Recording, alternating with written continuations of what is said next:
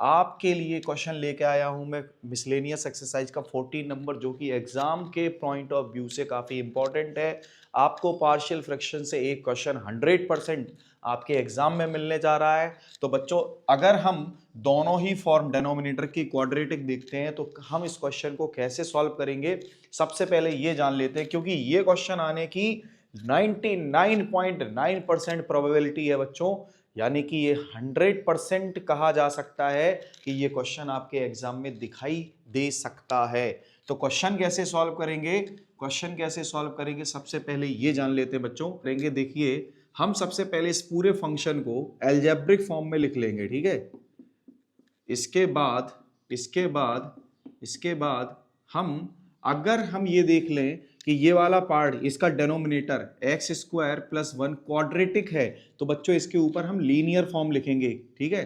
तो linear form क्या होगी, ए एक्स प्लस बी, एंड ये देख रहे हैं हम लोग, ये हमारे पास कैसा है, एक्स स्क्वायर प्लस 4। तो इस ये भी कैसा है, क्वाड्रेटिक है, तो इसकी भी लीनियर फॉर्म क्या होगी, सी एक्स प्लस डी होगी बच्चों, ठीक है। अब यहां तक सबको बात आ गई होगी समझ में। देखो, इसका जो डेनोमिनेटर है उसको छोड़ के इस न्यूमरेटर के साथ बाकी सारे डेनोमिनेटर का मल्टीप्लाई कर दो, तो यही तो अकेला बचा है। तो हम क्या करेंगे, ए एक्स प्लस बी का मल्टीप्लाई एक्स स्क्वायर प्लस 4 से करेंगे, plus C x plus D का मल्टीप्लाई एक्स स्क्वायर प्लस 1 से करेंगे बच्चों, ठीक है। अच्छा, इसका जो डिनोमिनेटर आएगा वो आएगा x square plus 1, x square plus 4। तो यहां भी तो denominator x square plus 1, x square plus 4 होगा भाई, इसके नीचे भी होगा, इसके नीचे भी होगा, तो दोनों कैंसिल आउट हो जाएंगे, तो यहां क्या बचेगा, 1 अकेला, ठीक है। अब हम इसको कंपेयर करेंगे, क्योंकि ये देखिए जीरो तो हो नहीं सकता, क्योंकि एक्स की ऐसी कोई वैल्यू नहीं होगी जिसके लिए ये जीरो हो सकता हो, ठीक है बच्चों। जनरली ये जीरो नहीं मिलेगा।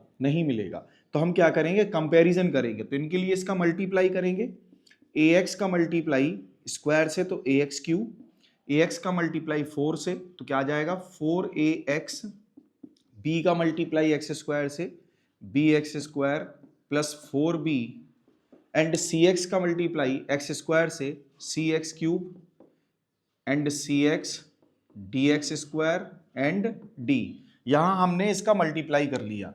अब हम बच्चों क्या करने जा रहे हैं, जो हमारे पास क्यूबिक टर्म है, क्यूबिक फॉर्म है, उससे हम एक्स क्यूब कॉमन ले लेंगे, ठीक है। क्या करेंगे, एक्स क्यूब कॉमन ले लेंगे, एक्स क्यूब कॉमन लेंगे तो भाई हमारे पास a plus C and bracket के बाहर क्या आएगा, ए क्यूब एक्स क्यूब, और ये एक्स स्क्वायर वालों से हम क्या करेंगे, एक्स स्क्वायर कॉमन ले लेंगे, तो b plus D X square, and हमारे पास जो x वाला टर्म है, जो हमारे पास लीनियर फॉर्म है, जो कि 4ax और c है, तो हम इससे क्या करेंगे, 4a प्लस सी से x कॉमन लेंगे, और बाकी जो कांस्टेंट टर्म है उनको अलग लिख देंगे, यानी कि 4b प्लस डी इनको अलग लिख देंगे, ठीक है बच्चों। ये बात सबको समझ में आ गई होगी, ठीक है। अब क्या करना होगा, अब हमें कंपेयर करना होगा। देखो यहां पर तो a plus C X cube का कोफिशिएंट है, यहां एक्स क्यूब है नहीं है भाई। हम अगर देखें, अगर हो भी तो कैसा होगा, 0x क्यूब कुछ ऐसा होगा, यानी कि एक्स क्यूब का कोफिशिएंट क्या है यहां पर, 0 बच्चों, ठीक है। क्या है, ऐसे ही बच्चों b प्लस डी, यानी कि एक्स स्क्वायर का कोफिशिएंट क्या होगा, एक्स स्क्वायर का कोफिशिएंट भी यहां क्या होगा, 0। ऐसे ही बच्चों 4a प्लस सी का भी मतलब इसका भी जो इक्वल होगा, जो इसके इक्वल में वैल्यू होगी वो भी 0 होगी, क्योंकि x का कोफिशिएंट क्या है, 0, x का कोफिशिएंट क्या है, 0।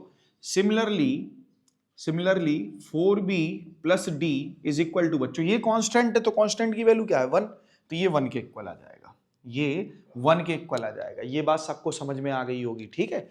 ये 1 के इक्वल आ जाएगा। अब हम लोग करेंगे क्या, हम लोग क्या करेंगे भाई, कुछ ऐसा सॉल्यूशन लाएंगे इसके लिए कि हमारा एक बार में कुछ नंबर्स सामने आ जाएं। देखो ध्यान से देखने वाली बात है। a इक्वल टू क्या है हमारे पास, a इज इक्वल टू है minus C, a is equal to क्या है, माइनस सी, और b इज इक्वल टू क्या है बच्चों, b इज इक्वल टू है बच्चों हमारे पास माइनस का d। अब हम लोग क्या करेंगे, कुछ ऐसे इक्वेशंस ढूंढेंगे इन दोनों में कि जिनको हम सॉल्व करें और हमें किसी एक वेरिएबल की वैल्यू मिल जाए, ठीक है। क्या करते हैं भाई, हम अगर b की जगह, यहां पर b की जगह माइनस डी पुट कर दें, b की जगह देखो ये दिख रहा है आपको, b की जगह माइनस डी पुट कर दें, तो क्या हमें d की वैल्यू मिल जाएगी, तो हम इसको लिख लेते हैं सेकंड, ये हो गया हमारे पास फर्स्ट, ये हो गया थर्ड और ये हो गया फोर्थ। तो from second and fourth, from second and fourth, इसमें क्या होगा, ध्यान से देखना बच्चों, ध्यान से देखना। मैं फोर्थ में 4 और बी की वैल्यू क्या है बच्चों, बी की वैल्यू है -d प्लस डी इक्वल 1, तो ये हो जाएगा हमारे पास -3d is equal to 1, so d is equal to -1/3, d is equal to -1/3। अच्छा, अगर हमारे पास d आ गया, अगर हमारे पास d आ गया बच्चों, d आ गया हमारे पास, तो हम देखो b की भी वैल्यू निकाल लेंगे। सो b क्या आ जाएगा हमारे पास, b क्या आ जाएगा, b क्या आ जाएगा बच्चों, b आ जाएगा हमारे पास 1/3। अब हमारे पास b भी आ गया है और d भी आ गया है, b भी आ गया है और d भी आ गया। ऐसे ही बच्चों देखो a और c, a की वैल्यू क्या है -c, मैं फर्स्ट से सेकंड थर्ड इक्वेशन में रखूंगा। तो from first and second, from first and second, पहली बात तो आप ये देखिए a प्लस सी का भी सम 0 है, 4a प्लस सी का भी सम 0 है, यहाँ a और c दोनों ही 0 आने वाले हैं। ठीक है, a और c दोनों ही 0 आने वाले हैं। जब दोनों का सम 0 मिले दोनों इक्वेशंस में, तो दोनों वेरिएबल कैसे होंगे, 0।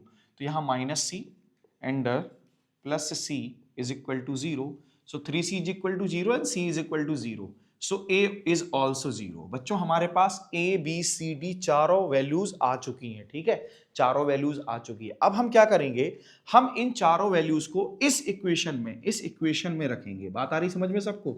मैं a की वैल्यू 0 रखूंगा, c की वैल्यू 0 रखूंगा, b की वैल्यू क्या आएगी 1/3 एंड d की वैल्यू -1/3।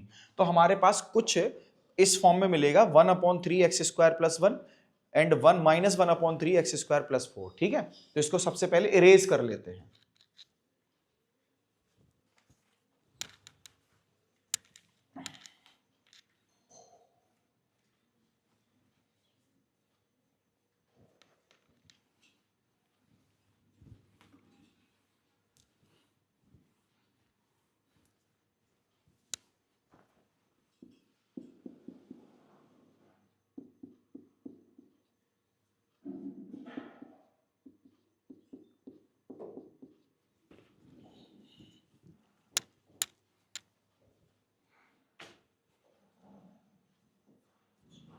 तो बच्चों हमारे पास a b c तीनों की वैल्यू है, हम इन सबकी वैल्यू पुट करेंगे। देखो a की वैल्यू रखेंगे तो 0 और b की वैल्यू क्या होगी 1/3 + 1 dx प्लस ध्यान से देखना बच्चों, प्लस इस d की वैल्यू c की वैल्यू रखेंगे तो ये 0, d की वैल्यू -1/3, तो ये क्या हो जाएगा -1/3 1/x² + 4। ठीक है, यहां तक सबको समझ में आ गया होगा, यहां तक सबको समझ में आ गया होगा। सो I इज इक्वल टू 1/3, बच्चों ये क्या हो जाएगा tan इनवर्स x -1/3। यहां देखो ये क्या लिखा है x² + 2², यहाँ a की वैल्यू क्या है 2, और भाई अगर हमारे पास x² + a² dx हो तो इसको इंटीग्रेट करने पर हमें क्या मिलता है 1/a tan इनवर्स x/a, है ना, एंड प्लस c। सो यहां पर क्या आएगा, यहां आएगा 1/2 tan inverse x/2 plus c। तो ये फाइनल आंसर हमको कुछ ऐसे मिलने जा रहा है। यहां हम चाहें तो 1/3 कॉमन भी ले सकते हैं, tan inverse x -1/2 tan inverse x/2 plus c। ये बात सबको समझ में आ गई होगी। This is the final answer. बच्चों अगर वीडियो पसंद आया तो वीडियो को लाइक करें, चैनल को सब्सक्राइब करें।